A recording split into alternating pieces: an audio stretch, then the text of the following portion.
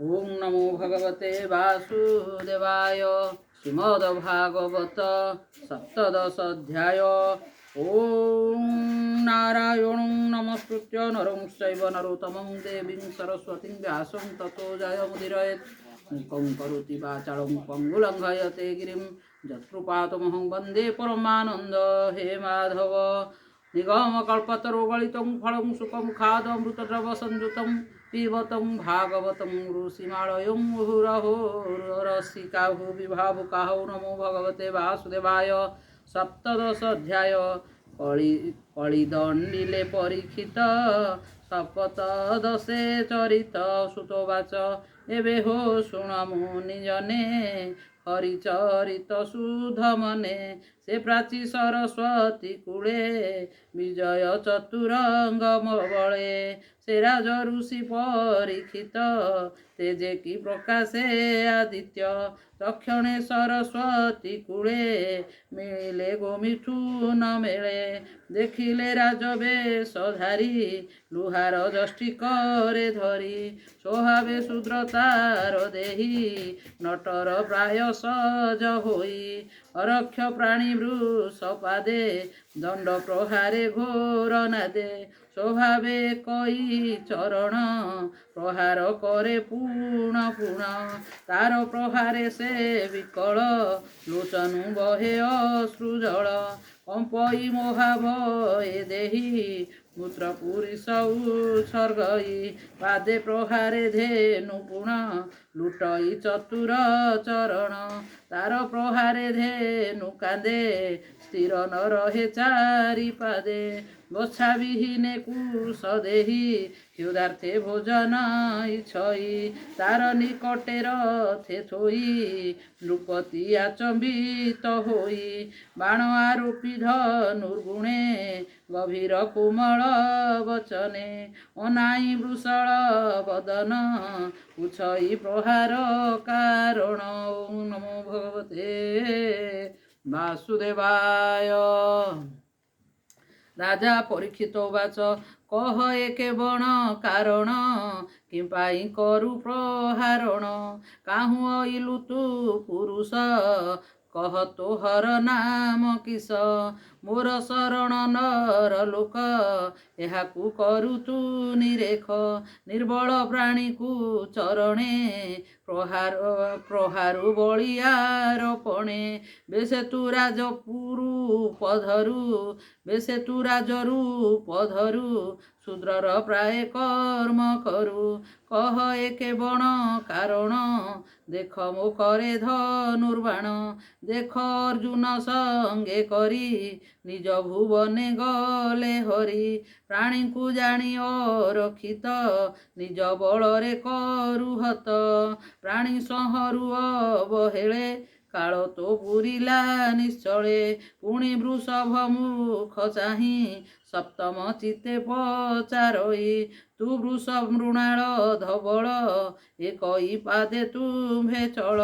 तीन चरण तोर थिला कह कि हेतु केणे गला। केउ देवता कह तुही मायारे वृष रूप होई। ए कथा मोते बड़ करू मोहर मने खेद करू। देख कौरव वंश भुजे भले रक्षित मोर राजे। प्राणी लोचनु अश्रुजल केबे हे न पड़ई तल। पुणी सुरभिमुख चाही आश्वास वाक्ये पचारई। तू धेनु कांदु काहू पाई वृषल भय तोते नाही। भूमाथ रोदन न कर मुहि खड़ंक दर्पहर। मुहि पाळक अछि जही मोर प्रजांकु दुख काहि। ଯାହାର ରାଜେ ପ୍ରଜା କୂଳେ ହିଂସା କରନ୍ତି ଦୁଷ୍ଟ ଖଳେ। ତା ଯେବେ ରାଜା ନ ଶୁଣଇ ତାର ଆୟୁଷ ଯଶ କାହିଁ। ନାଶଇ ପର ଲୋକ ଅନ୍ତେ ସେ ପଡ଼ଇ ନରକ। ରାଜପଣର ଧର୍ମ ଏହି ନିଶ୍ଚିନ୍ତେ ପ୍ରଜା ଯେ ପାଳଇ। ଏଣୁ ଏହାକୁ ବଧ କରି ଧର୍ମେ ଅଧର୍ମ ଦୂର କରି। ପ୍ରଜା ରକ୍ଷଣେ କାରଣ ଏବେ ହଉ ସଭ ତୁ ଶୁଣ। ତୋର ଚତୁର ପାଦ ଥିଲା ତିନି ଚରଣ କେଣେ ଗଲା। କୃଷ୍ଣ ସେବକରା ଯେ କେହି ତୋ ପରି ଦୁଃଖ ଚିତେ ନାହିଁ। ତୋହର ବିରୂପ ଚରଣ ପାଣ୍ଡବ ବଂଶେ ଦୂଷଣ। ଯେ ସାଧୁ ହିଂସେ ଅବହେଳେ ଧର୍ମ ନାଶଇ ମହିତଳେ। ନିର୍ଦ୍ଦୋଷ ପ୍ରାଣୀ କି ଯେ ହିଂସେ ସେ ଅପରାଧ ଆତ୍ମା ନାଶେ। ତାହା ତୁ କହ ମୋ ଆଗର ମଙ୍ଗଳ କରିବି ତୁମ୍ଭର।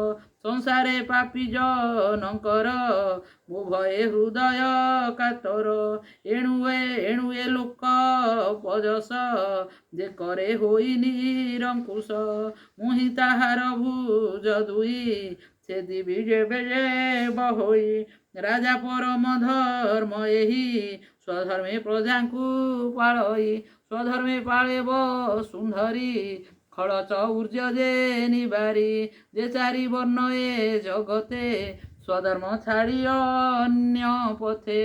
ତାହାଙ୍କ ଗର୍ବ ଯେ ବେହରେ ସେ ରାଜା ଧର୍ମେ ରାଜ୍ୟ କରେ। ରାଜାର ବାକ୍ୟ ଶୁଣି ତ ସେ ଧର୍ମ କହନ୍ତି ହର। ସେ ଧର୍ମବାଚ ପାଣ୍ଡବ ବଂଶେ ବେଭାର ଆରତ ପ୍ରାଣୀ ଭୟ କହର। ଯାହାର ପୁଣ୍ୟ ଗୁଣେ ହରି ସାରଥି ଦୂତପଣ କରି। ଶୁଣ ହୋ ପୁରୁଷ ଉତ୍ତମ ଯାହାର ଦେବା ନିଜ ଧର୍ମ।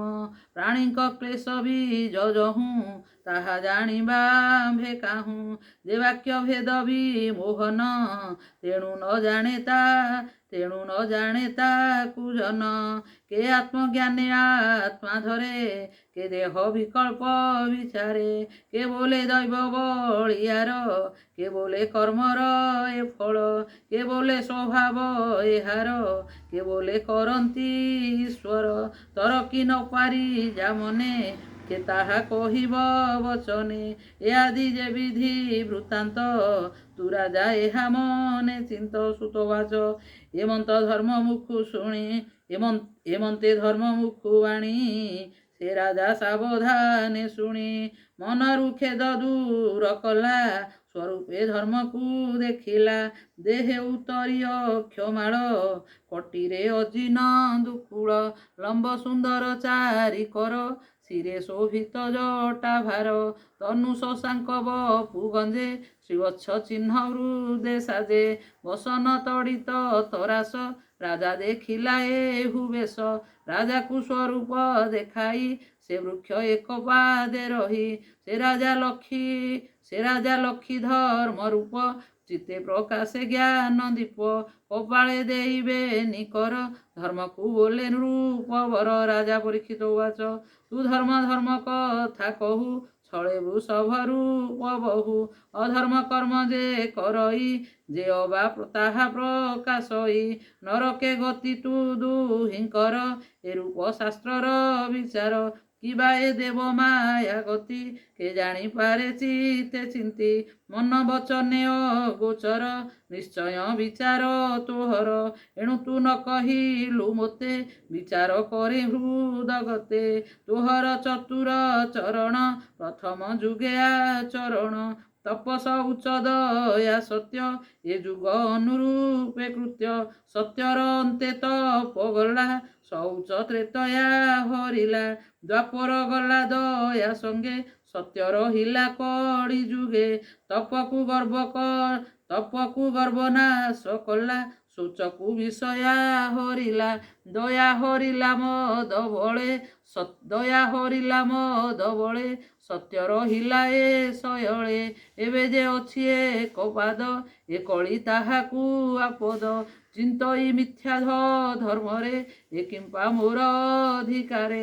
କଠୋର ସତ୍ୟ ଯେ ପାଳିବ ସେ ପ୍ରାଣୀ କୃଷ୍ଣଙ୍କୁ ପାଇବ। ଏ ସତ୍ୟ ଭାବୁଁ ସତ୍ୟ ଯୁଗ ଏ କଳି ଅନ୍ତେ ପ୍ରକାଶିବ। ଏ ଭୂମି ଭାର ଅପହରି ଶ୍ରୀକୃଷ୍ଣ ଗଲେ ଅପସରି। କୃଷ୍ଣର ପାଦ ପଦ୍ମ ରେଖା ତେଣୁ ଏ ଦିଶେ କଉତୁକା।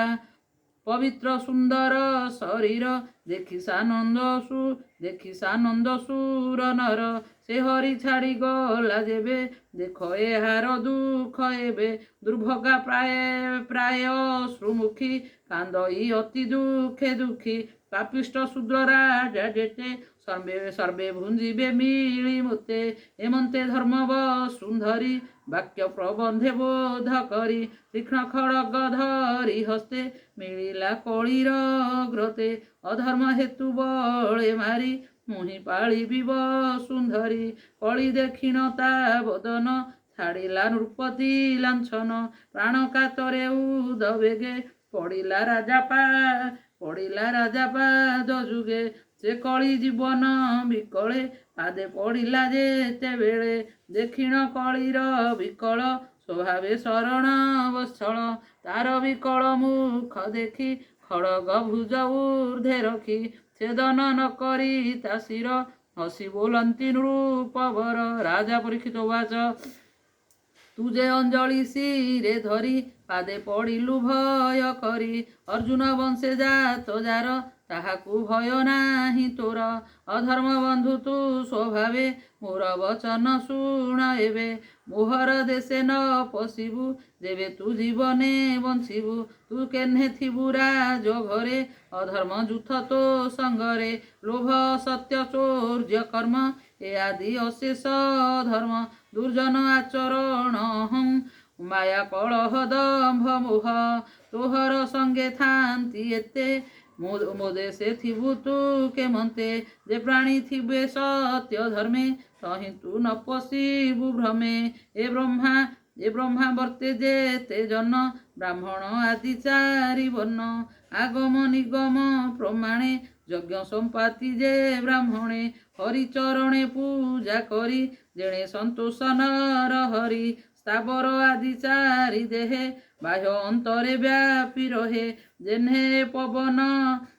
ପବନ ଏ ଶରୀରେ ବହଇ ଅନ୍ତର ବାହାରେ ସେ ହରି ପୂଜା କରେ ଯେହି ତହିଁ ପ୍ରବେଶ ତୋର ନାହିଁ ଏ ଧର୍ମ ମୋହର ପ୍ରମାଣ ଏଥକୁ ସାକ୍ଷୀ ନାରାୟଣ ସୁତବାଚ ଶୁଣି ସେ ରାଜାର ଉତ୍ତର କଳି କମ୍ପଇ ଥର ହର ଉଚ୍ଚେ ଉଞ୍ଚାଇ ଶିବର ଦିଶଇ ଯେହ୍ନେ ଦଣ୍ଡଧର ସେ ରାଜା ମୁଖ କଳି ଚାହିଁ ବୋଲଇ ଶିରେ କର ଦେଇ କଳିବାଚ ଓ ରାଜା ମୁଁ ତୋର ବଚନେ ଥିବି ତୋ ଆଜ୍ଞା ପରମାଣେ ତୋତେ ଦେଖଇ ଆଗ ପଛେ ଖଡ଼ଗ ହସ୍ତେ ତୁ ପ୍ରତ୍ୟକ୍ଷେ ତୁ ଧର୍ମ ପ୍ରାଣୀଙ୍କର ସାର ବିଚାରି ମୋତେ ସ୍ଥାନ କର ଯହି ନିଶ୍ଚିନ୍ତେ ଥିବି ମୁହିଁ ତୋହର ଆଜ୍ଞା ଶିରେ ବହି ସୁତବାଚ କଳି ବଚନ ଶୁଣି ହସି ସନ୍ତୋଷ ଚିତ୍ତେ ରାଜ ଋଷି ଚାରି ପ୍ରକାରେ ସ୍ଥାନ ଦେଲା ନିତ୍ୟ ଧର୍ମ ଯହିଁ ମେଳା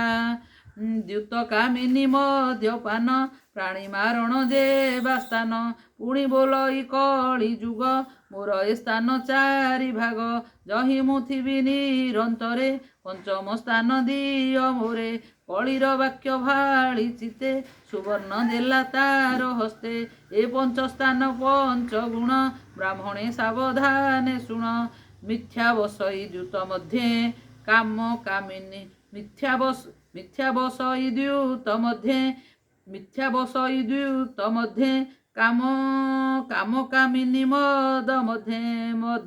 କାମ କାମିନୀ ମଦ ମଧ୍ୟେ ପ୍ରାଣୀ ମାରଣେ ରଜୋଗୁଣେ ସୁବର୍ଣ୍ଣ ମଧ୍ୟେ ରିପୁଗଣ ପ୍ରାଣୀ ମାରଣେ ରଜୋଗୁଣ ସୁବର୍ଣ୍ଣ ମଧ୍ୟେ ରିପୁଗଣ ଏ ପଞ୍ଚସ୍ଥାନ ତାରେ ଦେଲା ଯହିଁ ଅଧର୍ମ ସଙ୍ଗ ମେଳା ପ୍ରମାଣୀ ଅଭିମନ୍ୟୁ ବଳା କଳି ଯୁଗକୁ ସ୍ଥାନ ଦେଲା ତକ୍ଷଣେ ରାଜାର ବଚନେ କଳି ବସିଲା ପଞ୍ଚସ୍ଥାନେ ଏଣୁ ଏମାନଙ୍କୁ ସେବନ ନ କରେ ବିଜ୍ଞ ଯେଉଁ ଜନ ସେ ଧର୍ମଶୀଳ ଯେହ୍ନେ ମେରୁ ସ୍ୱଭାବେ ଲୋକପତି ଗୁରୁ ତପସ ଉଚ୍ଚ ଦୟା ତିନି ବୃଷଭ ପାଦ ବୋଲି ମାନି ନିଜର ବିଷୟ ପାଳନେ ବର୍ତ୍ତିଲା ଏ ଚାରି ଚରଣେ ଆଶ୍ୱାସ ବାକ୍ୟେ ମନ ହରି ପୃଥିକୀ ସମବୃଦ୍ଧି କରି ସ୍ୱଭାବେ ସ୍ୱଧର୍ମ ପାଳନେ ରାଜା ଉଚିତ ଯେ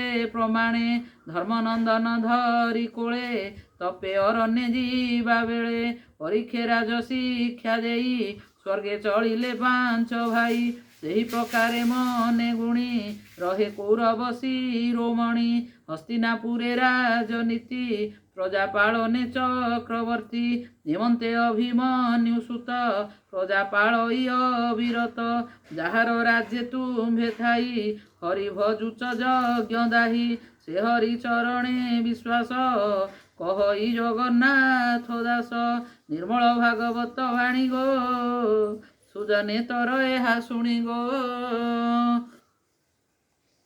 इति श्रीमद्भागवते महापुराणे पारमहंस्यां संहितायां प्रथमस्कन्धे कलिनिग्रहो नाम सप्तदशोऽध्यायः। अष्टादशोऽध्याय ब्राह्मण बालकर शाप लभन्ते परीक्षित नृप वैराग्य हेला मने जात अष्टादशर चरित कहन्ति सुत सुधटेता शुण सकल ब्रह्मवेता सुतोवाच द्रोणकुमार शस्त्राघाते से राजा वंशी गर्भगते। ओं नमो भगवते वासुदेवाय। ओं हिमस्यापीरणे भंगो मुनेरपि मतिभ्रम जदि शुद्धं वसुधं वा मम दोषने विद्यते। हरि ओं तत्सत्।